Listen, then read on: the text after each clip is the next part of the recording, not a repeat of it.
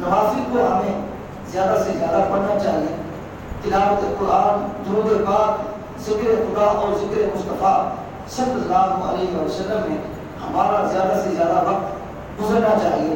اور یہ وہ بابرکت مہینہ ہے جس کے اندر اللہ تعالیٰ دوزخ کے دروازے بند کر دیتا ہے. اللہ اکبر. صاحب رمضان المبارک کے بابرکت جو مہینہ ہے یہ اللہ تعالیٰ کے احکام کی خلاف ورزی کا مہینہ نہیں ہے. یہ مہینہ تو نورانی پروگراموں کا مہینہ ہے. یہ مہینہ تو بڑا ہی مقدس، متبرک اور عظمت والا مہینہ ہے. بڑا بدنصیب وہ شخص جو اپنے اس مہینے کے اندر بھی بخشش نہ کروا سکے. بڑا ہی بدبخت ہے وہ آدمی جو رمضان کا مہینہ آئے اور پھر اپنی بخشش کا سوال پیدا نہ کر سکے. حضور نبی کریم صلی اللہ علیہ وسلم منبر شریف پہ رونق افروز ہوتے ہیں. پہلے سیڑھی پر قدم رکھا، فرمایا آمین یا اللہ دعا کو قبول فرما. دوسری سیڑھی پر قدم رکھا، فرمایا آمین یا اللہ قبول فرما.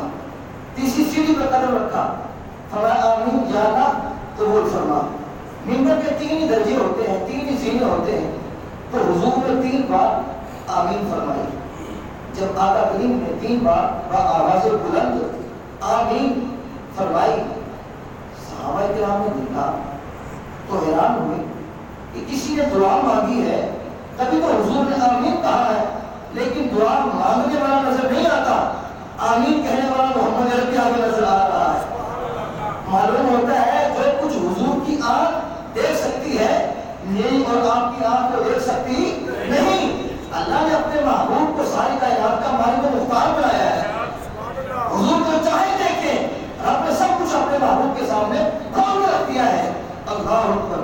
اب جب حضور نے خطبہ مکمل کر لیا، نماز پڑھ لی گئی، تو صحابہ کرام نے باادب انداز میں عرض کیا فداک ابی و امی یا رسول اللہ صلی اللہ علیہ وسلم. ہمارے ماں باپ آپ پر قربان ہو آقا، آج آپ نے ایک عمل کیا ہے، خلاف معمول کیا ہے. حضور کبھی آپ نے یہ عمل فرمایا نہیں تھا، آج آپ پوچھنے پہ مجبور ہو گئے ہیں. یہ جو آج آپ نے 3 مرتبہ بآواز بلند آمین فرمائی ہے، حضور اس کی کیا حکمت ہے؟ اس کی حکمت ارشاد فرما دیجیے. حضور کے لبائے مبارک پر جنبش آئی. حضور نے فرمایا اے صحابہ، جبریل دعا مانگ رہا تھا، میں آمین کہہ رہا تھا. سبحان اللہ.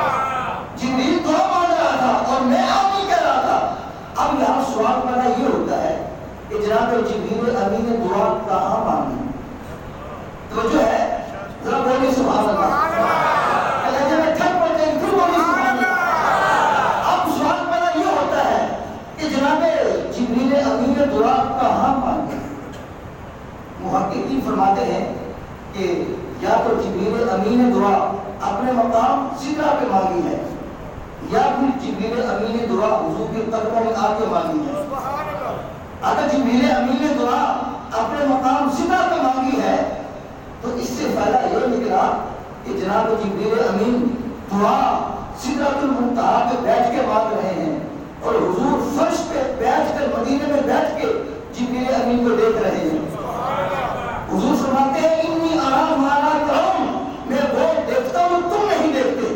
انی اسمع ما لا تسمعون، میں وہ سنتا ہوں تو تم نہیں سنتے. اب جبریل امین سدرہ پہ بیٹھ کے دعا مانگ رہے ہیں، حضور مسجد نبوی کے صحن پہ بیٹھ کے آمین فرما رہے ہیں.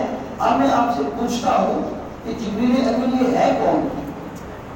حضور کے غلام ہیں یا جس کے غلام کی شان یہ ہے بیٹھا سدرہ پہ ہے، وہاں بیٹھ کے دعا مانگ رہے ہیں اور حضور فرش پہ بیٹھ کے آمین فرما رہے ہیں. اس کے غلام کی شان یہ ہے کہ آقا کا مقام کیا ہوگا. اور دوسرا یہ ہے کہ اگر جبریل امین نے دعا حضور کے قدموں میں آ کے مانگی ہے تو پھر یہ بات دل میں بٹھا لے، جبریل امین کا عقیدہ ہے کہ دعا قبول وہی ہوتی ہے جو حضور کے قدموں میں آ کے مانگی جائے. یہ ہمارا عقیدہ ہے کہ جو مدینہ پاک پہنچ سکتے ہیں پہنچے، مواد شریف کے سامنے جا کے دعا مانگے قبول ہوگی. اور جو کوئی غریب ہے وہاں نہیں پہنچ سکتا تو مدینے کے طرف اپنے دل کا کنیکشن جوڑ کے، مدینے والے سے اپنے دل کا کنیکشن جوڑ کے یہیں پر دعا مانگے. رب تعالیٰ یہی اپنے محبوب کے صدقے دعا کو قبول فرمائے گا. اللہ اکبر اللہ اکبر. اب غور کیجیے کتنی عظیم اور کتنی حسین دعا ہے جبریل امین مانگ رہے ہیں اور حضور امام الانبیاء آمین فرما رہے ہیں. حضور نے منبر شریف کی پہلی سیڑھی کا قدم رکھا. جبریل امین نے دعا مانگی یا رسول اللہ صلی اللہ علیہ وسلم جس کی زندگی میں رمضان کا مہینہ آیا, جس نے رمضان المبارک کا بابرکت مہینہ پایا اور اس میں عبادت و ریاضت کر کے اپنی بخش کا سامان نہ پیدا کر سکا, یا رسول اللہ وہ ہلاک ہو, تباہ برباد ہو, نیست و نابود ہو. حضور نے فرمایا آمین یا اللہ جبریل دعا قبول فرما. رمضان کا مہینہ آیا اور احساس ہی نہیں کہ رمضان کا مہینہ آیا کہ نہیں آیا, پھر بھی بندہ اپنی شیطانی حرکتوں سے باز نہیں آتا. رمضان کے مہینے میں بھی انسان اللہ اور اس کے رسول کے احکام کے مطابق زندگی نہیں گزارتا, نہ نماز پڑھتا ہے, نہ روزے رکھتا, نہ تلاوت قرآن, نہ درود پڑھتا, نہ اپنے نبی کا تصور اپنے دل میں لے کے آتا. ایسا بدبخت آدمی, ایسا بد نصیب آدمی جو رمضان کا مہینہ بھی آ جائے پھر بھی اپنے آپ کو راہ راست پہ نہ لے کے آئے. سن لو, ایسے بدبخت انسان کے لیے حضور نے کوئی دعا مانگی ہے. اور یہ بھی دماغ میں بات بٹھا لیں, جس کے لیے حضور پر دعا مانگ لیں اس کے پلے بھی بچتا ہی کیا ہے. حضور رحمت للعالمین ہے, دونوں جہانوں کے سردار ہے, دونوں جہانوں کے سردار ہو کے پر دعا مانگ رہا ہے کہ جو روزے دار نہ ہو, رمضان کا احترام نہ کرے, نہ نماز پڑھے, نہ تلاوت قرآن, اے مالک مولا ایسے بدبخت آدمی کو تباہ و برباد فرما دے. اب حضور نے منبر شریف کے دوسرے زینے پہ قدم رکھا تو جبریل امین نے دعا مانگی یا رسول اللہ صلی اللہ علیہ وسلم جس نے اپنی زندگی میں ماں باپ کو پایا یا دونوں میں سے کسی ایک کو پایا اور ان کی خدمت کر کے جنت حاصل نہ کر لی, وہ اولاد بھی تباہ و برباد ہو, وہ بھی ہلاک ہو. حضور نے سنا, فرمایا آمین یا اللہ جبریل کی دعا کو قبول فرما. اب ذرا ہو تو کیجیے گا, ماں باپ اولاد کے لیے کیا کچھ نہیں کرتے, اپنی ساری زندگی اولاد کے نام لگا دیتے ہیں, اپنی خوشیاں غمیاں اولاد کے لیے چھوڑ دیتے ہیں. اولاد چھوٹی ہوتی ہے تو ماں باپ کا جوڑا ہوتا ہے, اولاد کی تعداد 2 ہو, 4 ہو, 6 ہو, 8 ہو, 10 ہو, 12 ہو, جتنی بھی اولاد ہو, ماں باپ کبھی اپنی اولاد سے پریشان نہیں ہوتی. وہ جہاں سے بھی لائے, چاہے باپ بوڑھا ہے وہ اپنی بوڑھی کمر پہ اوور ٹائم لگا کے گولیاں اٹھاتا ہے, مگر اپنی اولاد کا کھانے پینے کا سسٹم ہے پورا کرتا ہے. اس کی اسکول کی فیسیں, کتابوں کی جو جناب اخراجات ہیں, جو زندگی کے معاملات ہیں, ماں باپ پورے کرتے ہیں اولاد کے. اولاد تھوڑی ہو زیادہ ہو, ماں باپ کبھی گھبراتے نہیں ہیں, پریشان نہیں ہوتے. ہاں جو قدرتی ایک امر ہو اس کی بات الگ ہے, لیکن کبھی بھی ماں باپ گھبراتے نہیں ہیں. یا اگر ماں اور باپ جوڑا ہو کے اولاد 8 ہے, 10 ہے, 12 ہے, جن کی تعداد ہے, ان کو سنبھالتے ہیں. ماں باپ جب جوان ہوتے ہیں اولاد بچی ہوتے ہیں, جب یہی اولاد جوان ہوتی ہے ماں باپ بوڑھے ہو جاتے ہیں تو 8 تعداد ہے اولاد کی, 12 کی تعداد ہے, 14 کی تعداد ہے. ان 12 جو ہے بہن بھائیوں سے ماں باپ نہیں سنبھالے جاتے, ان کو جناب یہ روٹی نہیں دے سکتے, پریشان رہتے ہیں ہم ان کو کہاں سے کھلائیں, ان کا خرچہ کہاں سے پورا کریں. صاحب جو شخص, یہ میں آپ کو حدیث پاک سنانے لگا ہوں, میرے اور آپ کے نبی کی حدیث ہے, اور زندگی کے اندر برکت کا ذریعہ بھی ہے, عمر کے اندر برکت کا ذریعہ بھی ہے, رزق کے اندر برکت کا ذریعہ بھی ہے. آپ کہیں گے جناب کون سے سرکار کا فرمان ہے, سنیے, ان پہ باندھیے, کام آئے گا. حضور فرماتے ہیں جو اولاد اپنے ماں باپ کے لیے دعا کرتی ہے, بڑا پیارا سرکار کا فرمان ہے, فرمایا جو اولاد اپنے ماں باپ کے لیے دعا کرتی ہے, ماں باپ زندہ اور تب بھی دعا کرتی ہے ان کی صحت یابی کے لیے, ان کے جناب ان کے اٹھنے بیٹھنے میں آسانی کے لیے, جو اولاد دعا کرتی ہے اپنے ماں باپ کے ساتھ حسن سلوک کرتی ہے, اپنے ماں باپ کے ساتھ اچھا برتاؤ کرتی ہے. میرے اور آپ کے نبی کا فرمان ہے, دل پہ بتا لیجیے, لکھ لیجیے. حضور فرماتے ہیں جو اولاد اپنے ماں اپنی دعا کرتی ہے، اپنے ماں باپ کے ساتھ اس سے سلوک کرتی ہے، رب تعالیٰ اس کی عمر میں برکت فرما دیتا ہے، اس کے رزق میں برکت ڈال دیتا ہے۔ اور جو اولاد ماں باپ سے اس نے سلوک نہیں کرتی اور سجدے کر کر کے پریشانی کا ساتھ لیتی ہے، حج بھی بڑے کرتی ہے، عمرے بڑے کرتی ہے، سب کا خیرات بڑی کرتی ہے، لیکن رب کے محبوب نے فرما دیا اللہ تعالیٰ ایسے بدنصیب اولاد کی عمر میں سے برکت اٹھا لیتا ہے، اس کے رزق میں سے برکت اٹھا لیتا ہے۔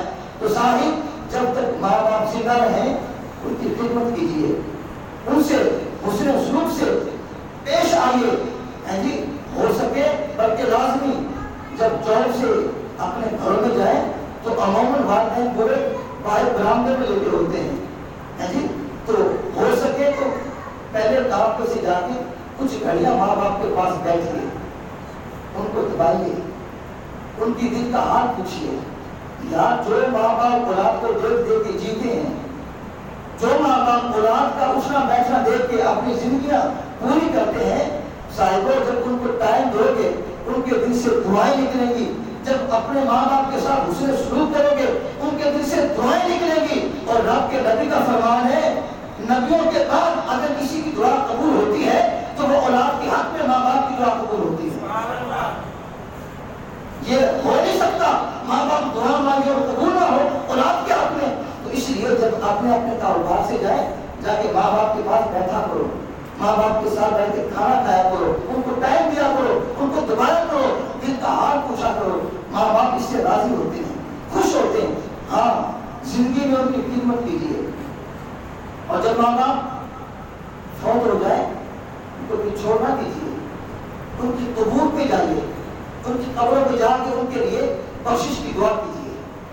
بلکہ حدیث پاک کا مفہوم ہے جو اولاد اپنے ماں باپ کی قبروں پہ یا دونوں میں سے کسی ایک کی قبر پہ جمعۃ المبارک کو جاتی ہے، جب سورہ یاسین کی تلاوت کرتی ہے تو رب تعالیٰ ایسی اولاد کو بھی بخش دیتا ہے اور ماں باپ کو بخش دیتا ہے۔ تو اس لیے زندگی میں ان کے ساتھ حسن سلوک کیجیے، جب فوت ہو جائے تو ان کی قبور کی جا کے زیارت کیجیے اور ان کے لیے بخشش کی دعا کیجیے۔ تو میں عرض کر رہا تھا حضور نے دوسرے ممبر کی سیڑھی پر قدم رکھا، فرمایا آمین یا اللہ دعا کو قبول فرما۔ پھر حضور نے ممبر کی تیسری سیڑھی پر قدم رکھا، پھر فرمایا آمین۔ جبریل نے دعا کیا مانگی؟